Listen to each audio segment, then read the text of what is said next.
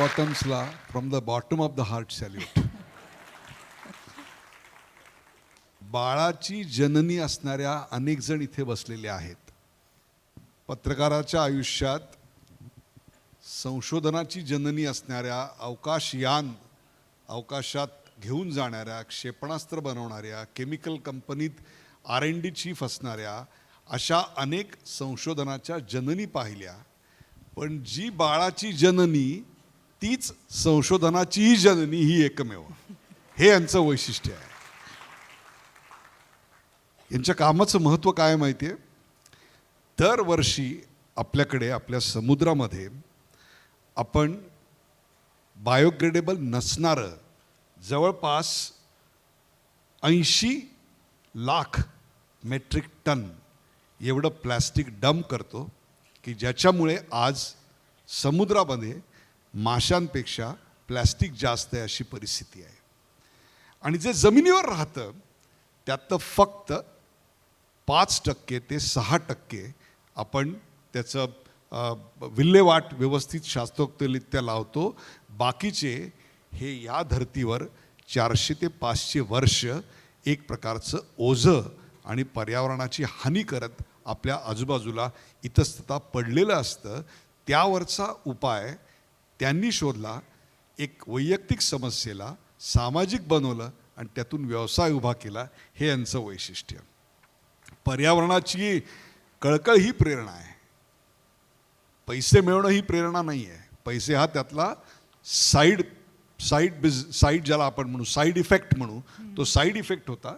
But more important was that की she wanted to work on some problem. आणि काय सुंदर ना, एका खोलीत एका घरातनं कुटीरोद्योगातनं सुरुवात झाली आणि आज बघता बघता त्यांचा एक शब्द मला फार आवडला. आत्तापर्यंत ना आमच्या कॉर्पोरेट लाईफमध्ये we use to hire MBAs, we use to hire business economist, we use to hire chartered accountants, project managers. इथे चक्क 200 आया 65 कोटीचा व्यवसाय करतात. हे निव्वळ अभूतपूर्व आहे. आणि त्यातून एक समस्या सोडवली जाते, पर्यावरणाची समस्या सोडवली जाते. मला एक पहिला प्रश्न तुम्हाला असा विचारायचा आहे की एक मॅटर्निटी लीव्हमध्ये तुम्ही हे सगळं चालू केलं आणि ज्या तुमच्याबरोबर अनेक महिला काम करतात त्या देखील मॅटर्निटी लीव्हपासून, म्हणजे जी महिला काम करते ती मॅटर्निटी लीव्हवर गेली याचा अर्थ ती कंपनी सोडून गेली असाच अर्थ घ्यायचा आता? Are you going to close down businesses? की जी मॅटर्निटी लीव्हवर गेली, चला ती लगेच सुपर बॉटम्समधून बिझनेस चालू करायला लागली अशी परिस्थिती निर्माण करताय? नाही, मॅटर्निटी लीव्ह खरं तर सांगू का, आता आजकालच्या आया ज्या जॉब वेब करतात आणि जेव्हा मॅटर्निटी लीव्हवर जातात तेव्हा मॅटर्निटी लीव्हमध्ये दिवसभर बाळाची काळजी घेणं हे कदाचित पॉलिटिकली करेक्ट नसेल जे मी बोलते, पण बोर होतं. हां, कुठेतरी ना कंटाळा येतो. हे पडणाऱ्या टाळ्या बरंच काही सांगतायत. तर जेव्हा या आया म्हणजे कधी कधी मी जेव्हा कबीरची काळजी घ्यायची, मला असं वाटतं कोणीतरी अडल्ट लोकांशी मला बोलायचं आहे. कारण सतत बाळाशी बोलून, बाळाच्या बाईशी बोलून किती बोलणार. तर एक इंटेलेक्च्युअल स्टिम्युलेशन जे असतं ना, हे आयांना हवं असतं. आणि ते मॅटर्निटी ब्रेकमध्ये ते 2 तास जरी काम करून त्यांना ती एक सॅटिस्फॅक्शन मिळतं. तर बऱ्याचदा मी जेव्हा आयांना म्हणायचे की तुम्ही काम करा, ते म्हणायचे ठीक आहे, मला काही पैसे पण नको, पण मला फक्त काम दे. हे सुद्धा झालेलं आहे. तर हे सुपर बॉटम कॉर्पोरेट लाईफचा कनेक्ट लागतो या काळात आणि तो कॉर्पोरेट लाईफचा कनेक्ट अतिशय महत्त्वाचा असतो जो तुम्ही दिलात. कुठलाही व्यवसाय म्हटला की त्याच्या सुरुवात करण्याला किंवा त्याची वृद्धी करायला भांडवल लागतं आणि भांडवलाचे अनेक प्रश्न असतात. भांडवल उभं कसं करायचं याचं ज्ञान नसतं आणि उभं केल्यानंतर त्याचं नेमकं करायचं काय याविषयीची आराखडा, रूपरेषा जर डोक्यासमोर नसेल तर खूप प्रश्न गंभीर निर्माण होतात. अनेक उद्योग आजारी हे त्यामुळे होत असतात. भांडवल कसं उभं केलं? तसं हे बघा, मी तशी तर मराठी मिडल क्लास फॅमिलीमधनं आलेली टिपिकल. असं बिझनेस बॅकिंग तसं नव्हतं, कधीच नव्हतं. आणि इनफॅक्ट नोकरी सोडली तेव्हा बऱ्याच लोकांनी म्हटलं तू काय वेडी आहेस का, चांगला जॉब सोडून बिझनेस कोण करतं. पण एक इन्व्हेस्टर कम्युनिटी आणि स्टार्टअप कम्युनिटी आता खूप स्ट्रॉंग झालेली आहे. आणि त्यांच्याकडे तुम्ही जाऊ शकता. तुमची जर आयडिया चांगली असेल ना, तर तुम्हाला नक्कीच भांडवल मिळण्यासाठी अनेक मार्ग आजकाल ओपन झालेले आहेत. आणि निव्वळ मी म्हणत नाही इन्व्हेस्टर्सच, मी जेव्हा बिझनेस सुरू केला आणि जेव्हा इनिशियली मला सपोर्ट हवा होता तेव्हा माझे फ्रेंड्स फॅमिली ते सुद्धा उभे राहिले. आणि खरं सांगायचं तर शार्क टँकसारख्या कार्यक्रमांमुळे थँकफुली स्टार्टअप्सबद्दलची जी भीती आहे ना लोकांच्या मनातून ती निघून गेली आहे. तर मला वाटतं हे आजकाल भांडवल उभं करणं थोडंसं इझी झालं आहे, खूप नाही, थोडं इझी झालेलं आहे. आपल्याकडे गेल्या काही वर्षापासून स्टार्टअप इंडिया, एंटरप्रेन्योर इंडिया अनेक कार्यक्रम सुरू झाले. अनेक महिला उद्योजिका उभा देखील राहिल्या. खरोखरच एखाद्या महिलेनी स्वतःचा उद्योग सुरू करावा इतक्या सहजतेनं आज बिझनेस फ्रेंडली एन्व्हायरमेंट आहे असं वाटतं आपल्याला? बिझनेस फ्रेंडली एन्व्हायरमेंट नसलं ना तरी ऑपॉर्च्युनिटी खूप वाढली आहे, कारण डिजिटल झालेलं आहे सगळं. जर मी घरी बसून प्रॉडक्ट विकू शकले, मी तुम्हाला सांगते, मी जेव्हा सुरुवातीला रिटेलर्स आणि डिस्ट्रीब्युटर्सकडे गेले त्यांनी मला सरळ सांगितलं की हे प्रॉडक्ट काय आम्ही विकू शकत नाही, हे खूपच इनोव्हेटिव्ह आहे. पण पेरेंट्सला ते हवं होतं. तर डिजिटलमुळे मला वाटतं एक मोठा आपलं एक सुपर कम्प्युटर तुमच्या खिशात आलं आहे. तुम्ही अक्षरशः काहीही करू शकतात. आपल्याला अजून हे कदाचित पूर्णपणे लक्षात आलेलं नाही आहे, पण एखाद्या आईला जर आज बिझनेस सुरू करायचा असेल तर तिला फक्त एक फोन हवा आहे. आणि अनेक ब्लॉगर्स, अनेक छोटे बिझनेसेस असे खूप खूप मोठे होत चालले. काही बिझनेसेस तर निव्वळ इंस्टाग्रामवर मोठे होत आहेत. तर मला वाटतं बिझनेस करणं तसं ओव्हरऑल सोपं नाही झालं आहे, पण ऑपॉर्च्युनिटी खूप वाढली आहे. आणि डिजिटल वगैरेमुळे तुम्हाला मिडलमेन जे असतात ना बिझनेस सुरू करताना आधी जे प्रॉब्लेम्स यायचे ते कमी झाले. त्यामुळे तुम्हाला अनेक छोटे बिझनेसेस लवकर लवकर मोठे होताना दिसत आहेत. एक ज्या पद्धतीचं डायपर तुम्ही बनवता त्या डायपरमध्ये किती प्रकारचं रॉ मटेरियल लागतं? तरी 5 वेगळ्या प्रकारचे फॅब्रिक्स आणि बटणं एवढं जातं. मग आता हे सर्व टेक्निकल नॉलेज तुम्ही कुठून मिळवलात? कारण तुम्ही तर यातल्या तज्ज्ञ नाही. तर इनिशियली ना आमचे एक टेक्निकल टेक्स्टाईल होते, इंजिनियर होते, त्यांनी आम्हाला खूप सपोर्ट केला. आणि खरं सांगायचं तर बाळावरती फॅब्रिक वापरून प्रॉडक्ट्स वापरून आम्ही शिकलो. आणि मेन म्हणजे आमचे जे सप्लायर्स होते ना ते खूप सपोर्टिव्ह होते. त्यांना पण मजा येत होती की काहीतरी नवीन होतं आहे, कारण तेही कंटाळले होते, तेच प्रॉडक्ट बनवायचे, तेच लंगोट बनवायचे. तर आम्ही त्यांच्याकडे गेलो, त्यांना सांगितलं आपण हे करूया का. आज ते सप्लायर्स आमचे अक्षरशः पार्टनर्स झालेले आहेत. त्यांच्याबरोबरच आम्ही हे प्रॉडक्ट डेव्हलप केलं. आणि हळूहळू मला ते नॉलेजही येत गेलं. Google is my best friend. गुगलवरनं मी सगळ्या फॅब्रिक्सबद्दल शिकले. मी ॲक्च्युली इलेक्ट्रॉनिक्स इंजिनियर आहे बाय बॅकग्राऊंड, पण आज मी डायपर्स आणि फॅब्रिक्सबद्दल तेवढ्याच सहजपणे बोलू शकते जेवढं मी कदाचित इलेक्ट्रॉनिक्सबद्दल आता नाही बोलू शकत. हे झालं टेक्निकल नॉलेजबद्दल. टेक्निकल नॉलेज आलं, फायनान्स आला, मॅन्युफॅक्चरिंग फॅसिलिटी उभी राहिली. सर्वात महत्त्वाची गोष्ट असते ग्राहक कसा मिळवणार आणि त्या ग्राहकाला आपल्याकडे टिकवून कसा ठेवणार. तो ग्राहक तुम्हाला एक प्रतिक्रिया देत असतो. ती प्रतिक्रिया कधी टोकाची टीका असते तर कधी ते कौतुक असतं. या टीके आणि कौतुकमुळे तुमच्या बिझनेसवर काय परिणाम झाला? नाही, माझा पूर्ण बिझनेस मला वाटतं याच्यावरच वर आला आहे. कारण खरं सांगायचं तर जेव्हा आम्ही बिझनेस सुरू केला तेव्हा काही आमच्याकडे फंडिंग नव्हतं. फेसबुक, गुगल मार्केटिंग वगैरे करण्यासाठी पैसे लागतात. मग ते कुठून आणायचं, कसं लोकांपर्यंत प्रॉडक्ट पोहोचवायचं, त्यांना कसं सांगायचं की आम्ही एक्झिस्ट करतो. म्हणजे लोकांना माहीतच नाही आहे त्यांच्याकडे ऑप्शन आहे. त्यांना हे माहीतच नाही की डिस्पोजेबल आणि लंगोटच्या मध्ये पण काहीतरी आहे, त्यांच्याकडे ऑप्शन आहे, हे आम्हाला त्यांना सांगायचं होतं.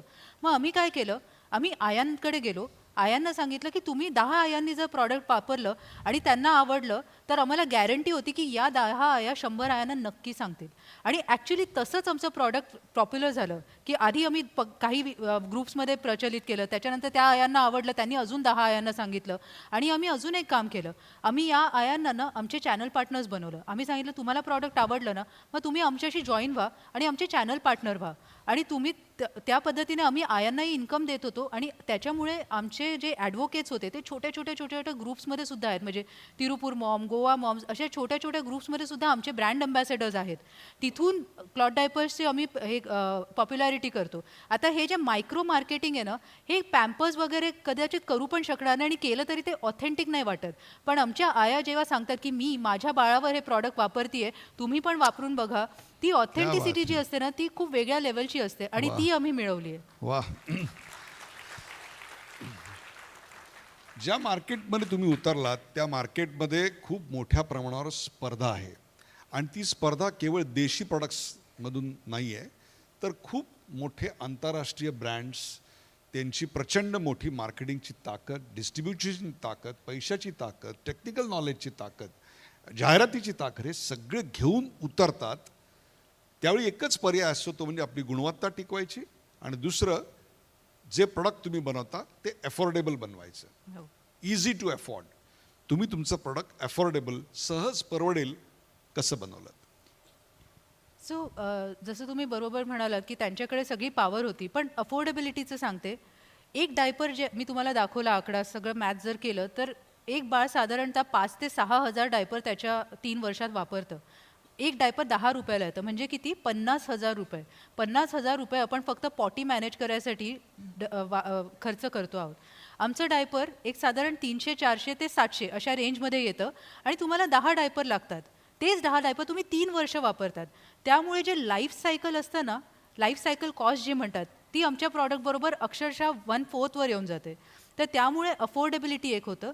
दुसरं म्हणजे कस्टमरचा फीडबॅक आम्हाला खूप येतो, कारण आयांना ना फीडबॅक द्यायला आवडतं आणि आम्हाला हे आधीच कळलं. आणि तो फीडबॅक जर आपण नीट ऐकला आणि जर इनकॉर्पोरेट केला ना, तर तुम्ही खूप काही करू शकतात. आम्ही प्रत्येक फीडबॅक ॲक्च्युली नोट डाऊन करतो आणि आम्ही आधी एक कॉल सेंटर सेटअप केलं आणि ते खूप प्रोफेशनल होतं आणि आम्हाला ते अजिबात आवडलं नाही, आमच्या आयांना ते आवडलं नाही. मग आम्ही काय विचार केला की कॉल सेंटर नको, आपण आयांनाच उभं करूया. मग आम्ही एक 20 आयांची टीम बनवली आहे, जे दिवसाला 2,000 कस्टमर्सच्या क्वेरीज हँडल करतात आणि त्यांच्याशी बोलतात, सतत त्यांच्याशी संवाद साधतात. आणि या आयांचा प्रत्येक फीडबॅक आम्ही प्रॉडक्टमध्ये इन्कॉर्पोरेट करतो. प्रत्येक फीडबॅक रेकॉर्ड होतो आणि विचार करतो की अच्छा ह्याच्यावर आपण काय करू शकतो, हा प्रॉब्लेम आहे, हे सोल्युशन असू शकतं का. आणि ही जे जर मोठ्या पॅम्पर्सकडे जर मोठी R&D डिपार्टमेंट आहे, आमच्याकडे मॉम R&D डिपार्टमेंट आहे वाह. आणि ते सगळ्यात स्ट्रॉंग असतं, कारण कस्टमरचा डायरेक्ट फीडबॅक आमच्याकडे येतो. कस्टमर ही व्यवसायामध्ये अशी गोष्ट आहे की अनेकदा त्या कस्टमरचा फीडबॅक इथे नोंदवला जातो, त्याचा प्रतिसाद दिला जातो. अन्यथा कस्टमरची व्याख्याच आपल्याकडे एकदा प्रॉडक्ट घेतल्यानंतर कस्टमर म्हणजे कष्ट से मर अशी केलेली असते. त्या पार्श्वभूमीवर कुठलीही बिझनेस बॅकग्राऊंड नसताना एखाद्या 5 स्टार कंपनीला, एखाद्या MNCला, मल्टीनॅशनल कंपनीला लाजवेल अशा प्रकारचं काम तुम्ही उभं केलं. प्रेक्षको, आपल्याकडे एक प्रश्न एखाद्या महिलेनं व्यवसाय केला आणि खूप वाढला, मग ती अगदी इंद्रा नुई असो किंवा पल्लवी उडगी असो, त्यांना विचारला जातो आणि तो म्हणजे तो कधी पुरुषांना विचारला जात नाही बरं का, तो कायम स्त्रियांनाच विचारला जातो आणि तो म्हणजे work life balance, which is your priority, family or business. तोच प्रश्न तुम्हाला. तुम्हाला माहिती आहे का, स्टार्टिंगला मॉमप्रेन्युअर असं मला म्हटलं जायचं, तर मला खूप राग यायचा. म्हटलं, जो माणूस बिझनेस करतो आणि ज्याला मूल असतं त्याला आपण डॅडप्रेन्युअर म्हणतो का? ते तर नॅचरल आहे ना, त्याला मूल असेल तरी तो आंत्रप्रेन्युअर, आणि मी आई म्हणून मी मॉमप्रेन्युअर. पण मग हळूहळू मला लक्षात आलं की ॲज अ मॉम आंत्रप्रेन्युअर माझे चॅलेंजेस खरोखरीच वेगळे आहेत. म्हणजे इक्वल पेरेंटिंग वगैरे आता बऱ्यापैकी होतं आहे, म्हणजे माझ्या नवऱ्याने माझ्याहून जास्ती डायपर्स बदलले असतील, पण तरीसुद्धा बऱ्यापैकी लोड हे आईवर असतं. तर सिम्पल आहे, रोज सकाळी मी विचार करते, आज मी किती आई आणि किती बिझनेस वुमन. कधी 80% आई, कधी 20% आणि 20% बिझनेस वुमन, तर कधी 80% बिझनेस वुमन, 20% आई. पण कधीच दोन्ही 100% नाही होऊ शकत. मी रोजच्या रोज आई पण असणार आहे आणि उद्योजिका पण असणार आहे आणि मला हे मॅनेज करावं लागतं. पण याच्यात मला एक सांगावं असं वाटतं की सपोर्ट हा खूप महत्त्वाचा असतो आणि मी अगदी शेमलेसली सपोर्ट मागते. ते माझ्या सासूबाईंकडनं असू देत किंवा माझ्या आईवडिलांकडनं असू देत, माझ्या नवऱ्याकडनं असू देत किंवा आणि आयांकडनं असू देत. मला माझ्या मुलाच्या शाळेत प्रॉब्लेम आला, मी सरळ एखाद्या आईला फोन करते की प्लीज तू जाऊन बघशील का, मला आज वेळ नाही आहे. तर मला वाटतं आयांनी ना, जर बिझनेस करायचा असेल तर हेल्प मागण्याबद्दलची जी हेजिटेशन आहे, जो संकोच आहे, तो पूर्णपणे काढून टाकावा. बिंदास हेल्प मागा, तुमच्यासाठी सगळं जग उभं राहील.